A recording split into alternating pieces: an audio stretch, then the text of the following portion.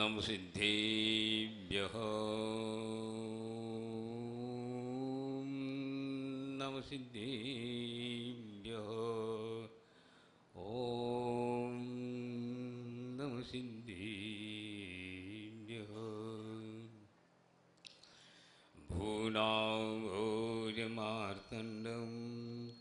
धर्मामृतपयोधरम् योगिकल्पतरुं नौमि देवदेवं वृषध्वजम्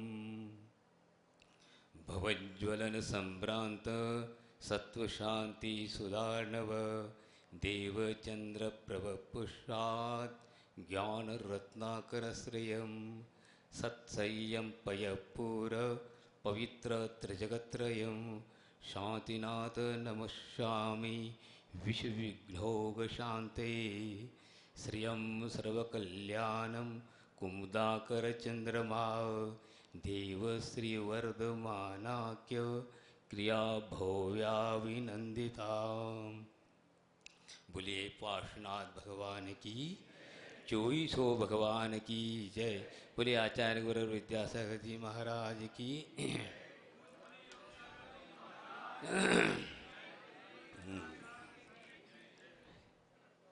समय हुआ है 4:20।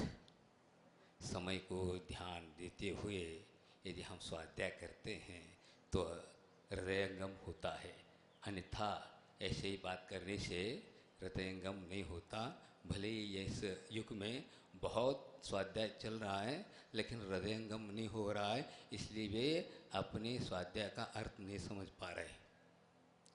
हाँ, अभी महाराज जी ने गुरु की महिमा आप लोगों के सामने रखा। इसी बात को लेकर के और आगे में भी बताना चाहूँगा आप लोगों को। इस पंचम काल में अनेक आचार्य हुए।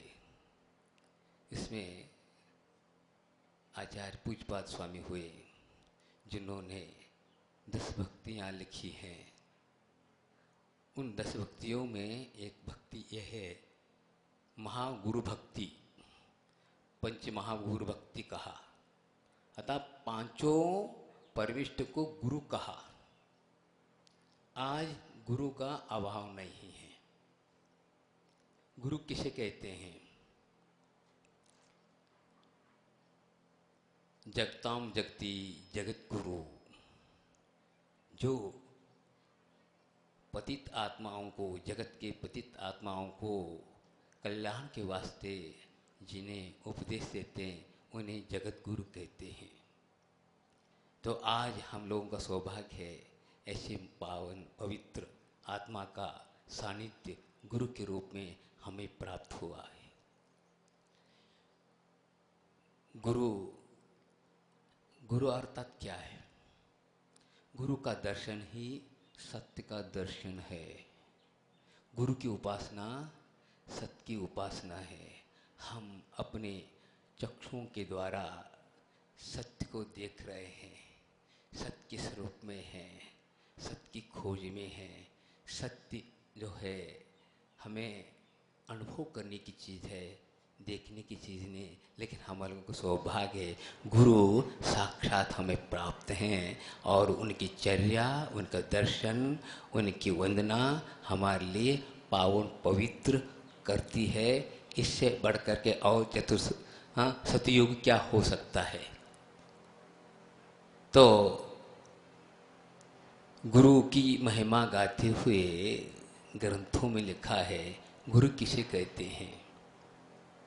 जिनके पास उच्चतम ज्ञान होता है, उत्कृष्ट वात्सल्य होता है और निर्द्वंद, निर्लिप्त और स्थिर शांति जहाँ प्राप्त होती है उसी का नाम गुरु है।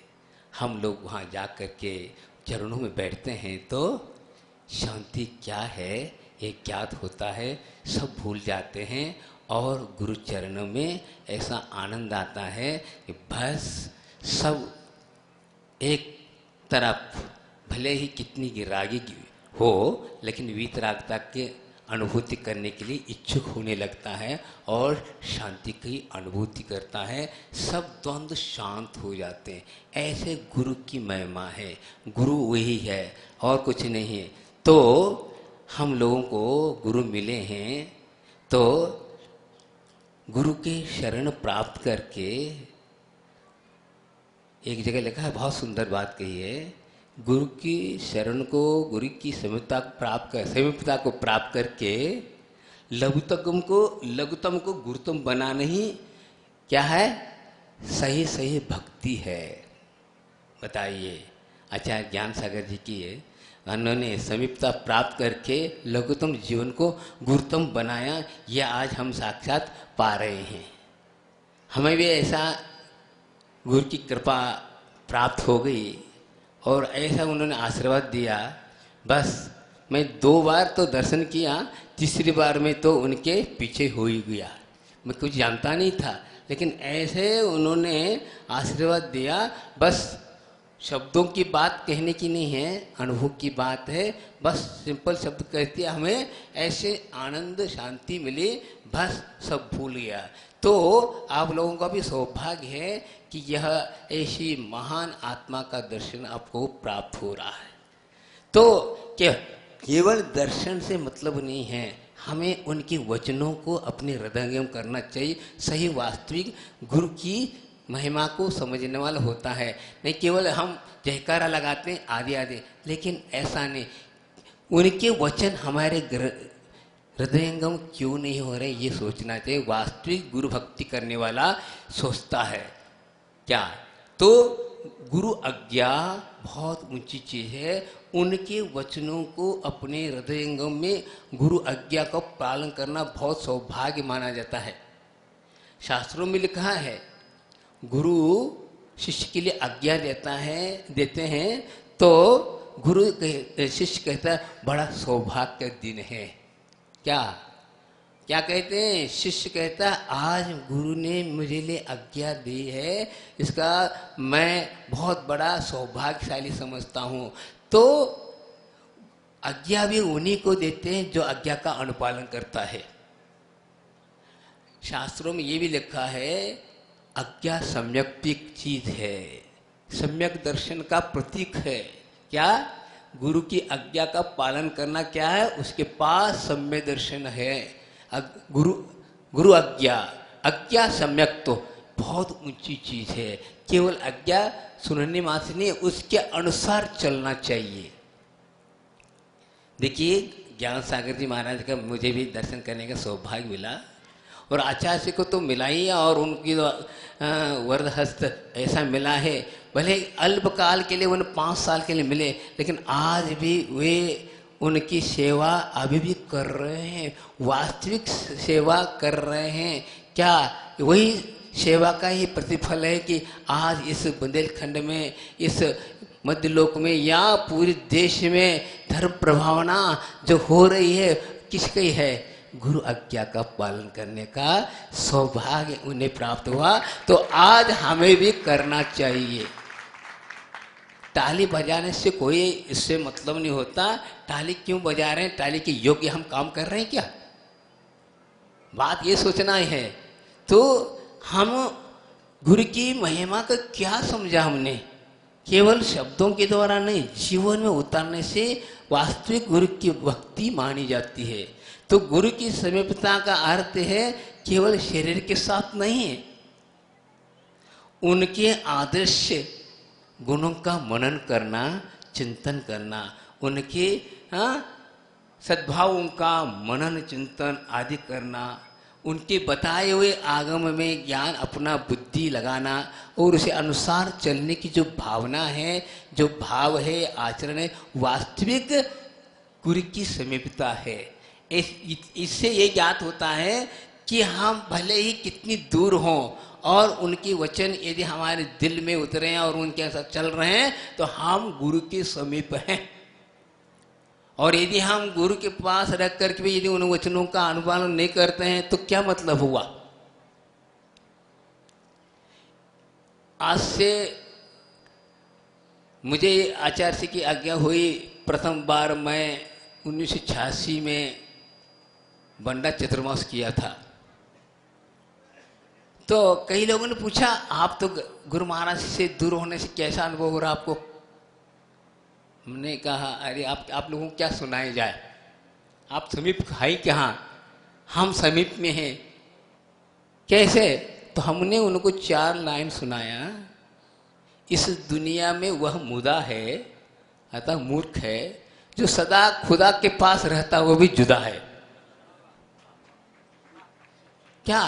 तो हम जुदा कैसे हैं पास होते हुए भी? क्यों? कि हम उनके आचरण को, हाँ, उनके वचनों को हम अपने जीवन में उतार नहीं पा रहे हैं, इसलिए हम जुदे ही रहेंगे। भले हम कह रहे हैं गुरु, लेकिन हम गुरु कहते हुए अपने जीवन में क्या गुरुत्व को प्राप्त हुआ, ये देखना है। लघुत्तम को गुरुत्तम बनाए गुरु की वाणी, एक हाइको है। क्या? लघुत्तम से गुरुत्तम बनाए गुरु की वाणी। आप लोग बहुत सालों से सुन रहे हो, लेकिन आप अपने जीवन में सोचिए, समझिए, हमने अपने जीवन में गुरु की वाणी को कितना स्थान दिया? क्या जीवन में, हाँ, अनुभव में आ रहा है? कितने सुना आपने? आप तो नवंबर से आचार्य हमारे यहीं पर हैं, कितने अमृत की वर्षा कर रहे हैं, लेकिन उसका आस्वादन आप लोगों को आना चाहिए, यही हमारा कहना है। तो समय ज़्यादा देखते हुए मैं कह रहा हूँ, एक दृष्टांत देता हूँ, गुरु आज्ञा का पालने से क्या प्राप्त होता है। बचपन में सुना था, वो बात आज सामने आपके सामने रख रहा हूँ। गुरु के वचन बहुत सिंपल होते हैं, लेकिन अर्थ बहुत गंभीर होते हैं। हम अर्थ गंभीर की ओर दृष्टिपात नहीं करते, इसलिए वो हम नकार रहे, अब उसको हम समझते ही नहीं हैं, बहुत रहस्यपूर्ण होते हैं। एक महाराज ने एक श्रावक से कहा, एक गृहस्थ से कहा, आप प्रतिदिन मंदिर जाया करो। तो उस व्यक्ति ने कहा, मुझे इतना टाइम नहीं है, व्यस्त है, और हमारे व्यस्त काम है, और मंदिर भी बहुत दूर है। अनेक प्रकार की बातें उनने की और गुरु महाराज की बात को टालने की चेष्टा की, लेकिन गुरु महाराज समझ रहे थे इसकी अज्ञानता है। लेकिन उनके गुरु महाराज उस व्यक्ति के बारे में सोच रहे थे, यह बहुत भव्यात्मा निकट है, इसका कल्याण होना चाहिए, लेकिन वह नहीं समझ रहा था। बहुत समझाते रहे, लेकिन वह तैयार नहीं हुआ भगवान के दर्शन करने के। तो अंत में कहा, कुछ न कुछ इसको नींव तो दिलाऊंगा, मैं कल्याण तो करना है। तो उन्होंने कहा, आप कहाँ रहते हैं? फलाना स्थान पर रहता हूँ। आपके पड़ोस में कौन रहता है? एक कुमार रहता है। अच्छा, कुमार रहता है, ठीक, कोई बात नहीं। तो कुमार जो है वह प्रतिदिन अपने माथे पर तिलक लगाता है, उसको देख करके आप भोजन करना। कहाँ? क्या कहा? उसके तिलक को देख करके तुम भजन करना, और कुछ नहीं। कहाँ भगवान, कहाँ कुमार? क्या बात है, रहस्य क्या है? तो व्यक्ति कहता ये तो हो जाएगा, क्योंकि वही है बगल में, खिड़की से कई बार दिखता रहता है, देख लूंगा, कहाँ हो जाएगा, कहाँ हो जाएगा। ठीक, कई दिन तक वह तिलक को देख करके भोजन करने लगा, गुरु को आज्ञा का पालन कर रहा है। करते करते कई दिन चले गए, और एक दिन तो अवश्य इसकी परीक्षा होगी। यदि अंतरंग से कर रहा है तो वो दिखेगा नहीं। तो एक दिन क्या हुआ, वो अचानक सुबह जंगल को चला गया गधे को लेकर के मिट्टी लाने के लिए। और वो किसी को पता तो थोड़ी होगी, मालूम थोड़ी ये इसको हम बताना है, उसको भी थोड़ी मालूम था कि मुझे देख करके वो भोजन करता है। तो सहज रूप में चला गया। ये व्यक्ति ढूंढता रहा, पता नहीं चल पाया, और थोड़ा दूर जंगल गया था मिट्टी लाने के लिए। तो पता चलते चलते अब क्या करें, भूख लगी है, भूख तो लगी है, लेकिन प्रतिज्ञा को पूरी करनी है। आप की बता, सामान्य था, ये नियम तो बहुत सरल था, पर आज बहुत दूर हो गया। हाँ, भगवान तो दूर रहे, अब कुमार नहीं मिल रहा है। हाँ, अब कुमार का नाम ले रहा है। कुमार का नाम लेने से कोई तो मतलब नहीं है, उसको तिलक देखना है। वह गर्मी के दिन थे, फिर भी इधर देखते पता चल गया कि फलाना स्थान चला गया है, जाना है। बस दौड़ लगाया, दौड़ लगा रहा है। बताओ किसके पीछे? कुमार के पीछे नहीं, गुरु आज्ञा के पीछे वह दौड़ रहा है। दौड़ नहीं रहा है वो, अभी आ जाके शाम तक देख लूंगा, नहीं, जाना है। और दौड़ता दौड़ता जा रहा है, और गया, वहां खोद रहा था। हुआ क्या, अचानक खोदते वक्त उसको एक गटरी मिल गई। हाँ, वो उतने में ये भी पहुंचा और देख ले दूर से, और कहा हमने देख ली करी है उसने। किसने? इस व्यक्ति ने। उसको लग गया, कुमार समझने लगा इसने भी गठरी को देख ली। अरे अरे गड़बड़ हो गया। हाँ, अब क्या होगा? उसने कहा देख लिया करके दौड़ लगाया। अब कहता है कौन? कुमार, अरे भाई ठहरो ठहरो, किसी को मत बताओ, तुमको भी आधा दे दूंगा। अब वो सुन नहीं रहा, वो दौड़ रहा है, मैंने देख ली बस। अब क्या बताओ क्या हुआ? क्या हुआ आप समझ लो। गठरी में लगाई, किसी वास्ते? केवल तिलक लगाना। गुरु आज्ञा, गुरु आज्ञा का पालने से उसको इस प्रकार, उसको पता नहीं चला ये क्या है बोल रहा है, लेकिन वो चलता गया। वह गठरी को लेकर के उस व्यक्ति के घर गया और कहता है हाथ जोड़ता हूँ, किसी को मत बताओ, तुम्हें आधा से भी ज्यादा दूंगा, लेकिन शांत रहना, बोलना नहीं किसी को। तो आश्चर्य में रह गया वो व्यक्ति। इतने भगवान गुरु के आज्ञा का पालने से यह मिलता है, तो भगवान के दर्शन कर से क्या नहीं मिलेगा? तीन लोग के नाथ बनने की क्षमता तुम्हें आएगी, यह बात है। तो गुरु महाराज ने क्या कहा और क्या मिल गया, तो हम क्या सोच रहे हैं? तो यहाँ पर कितने साल से, कितने दिन से आप लोगों को कितने बढ़िया से बढ़िया आचार्य महाराज अमृत वचन सुना रहे हैं, लेकिन चेहरों में कोई अंतर नहीं आ रहा है। क्या बात है बताओ, क्या आपको विकल्प है? हाँ, ये सोचना है। केवल सुनने से कुछ होने वाला नहीं है, सुन करके अपने जीवन में लाना चाहिए। कितने बड़े उपकार आपको। हाँ, इतना तो है, आप लोगों का सौभाग्य है। हाँ, गुरु महाराज के वचन सुनने का सौभाग्य, और दान देने का, आहार देने का, पूजा अर्चन करने का सौभाग्य, लेकिन इतना ही नहीं है, और आगे बढ़ने की बात है। लेकिन आप आगे नहीं बढ़ पा रहे, आगे बढ़ना चाहिए। तो गुरु आज्ञा का फल ऐसा है। तो गुरु आज्ञा बहुत ऊंची चीज है। तो आप आज वर्तमान में अनंत नहीं है, अनंत के तुल्य गुरु महाराज हैं। उनके चरणों में यदि आप आते हैं और अंतरंग से किसी प्रकार की कामना न रखते हुए केवल एकमात्र आत्म कल्याण दृष्टि रख करके यदि हम चलते हैं, तो अवश्य हमारे एक भोग के बाद वही चीज़ मिलती है जिन्होंने यहाँ से 5.5 करोड़ महाराजों ने यहाँ से शिद्दत को प्राप्त किया। वही उपलब्धि आज भी है, करने वाला चाहिए, ऐसे कोई बात नहीं। लेकिन हम केवल सुनने में लगे हैं, सुन करके उसको समझना है और जीवन में लाना है, उसकी अनुभूति करना है। देखिए, गुरु महाराज स्वयं अपन उसका रसास्वादन कर रहे हैं, इसलिए कल्याण को भावना लेकर के आप लोगों को भी वह चीज़ दिखा रहे हैं। लेकिन दिखाने मात्र से आपको अनुभूति नहीं होगा, उसको आपको अपने जीवन में उतारना होगा, तभी यह जीवन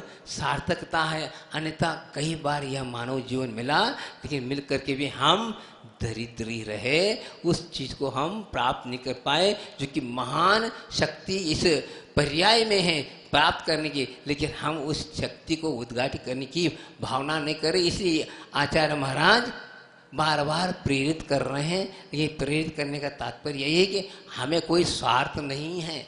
आपका स्वार्थ निस्वार्थ रूप से यदि आप स्वीकार करते हैं तो सबका कल्याण है।